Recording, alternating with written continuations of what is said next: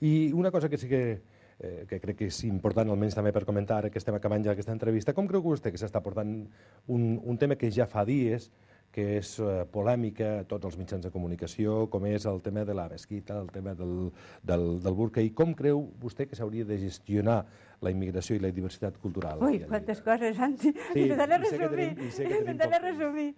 Vale, pues, sí, perquè segurament en època de campanya entrarem amb més profunditat. La mezquita jo crec que és una cosa que se va començar malament i el que es comença malament, mal acaba. Vull dir, al principi es va fer un conveni que li faltava una clàusula molt important, que és la data límit per presentar el projecte, però això s'ha demorat, perquè clar, si no tens límit, doncs mai sembla que ho tens preparat, no? Després, l'interlocutor tampoc era un interlocutor molt de fiar, com ja s'ha vist ara, no?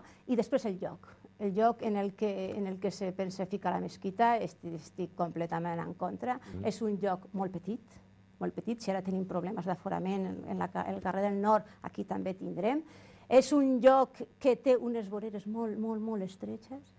Per aquestes voreres passen al costat molts camions i aquí qualsevol dia podem tindre un desastre. I pel que fa al burca, vostè que és dona, quina opinió li mereix el tema del burca? La suspensió que ha fet al Tribunal Superior de Justícia. El tema del burca és un tema que jo crec que és dolent per dos motius. Primer, perquè fa invisible a la dona. I nosaltres hem batallat moltíssims anys per tindre uns drets i no podem permetre que les persones que vinguin aquí ens entrin el machisme, el masclisme per la porta de darrere. És que això no ho podem permetre. Aquestes dones és com si no existissin. Això, francament, molt malament, no? Però d'això podríem parlar molt. I després l'altre tema és el tema de la seguretat i de la convivència. Vull dir, ara imagineu-vos que jo, per exemple, que soc professora a la UDL, me vingués a examinar-se una persona amb burca. Tindria un problema molt gros. Què faig? La deixo examinar? No la deixo examinar? Doncs és un home. Clar, vull dir que jo crec que en la nostra societat la imatge és important, nos identifiquem per la nostra cara i que això no es pot permetre. Molt bé.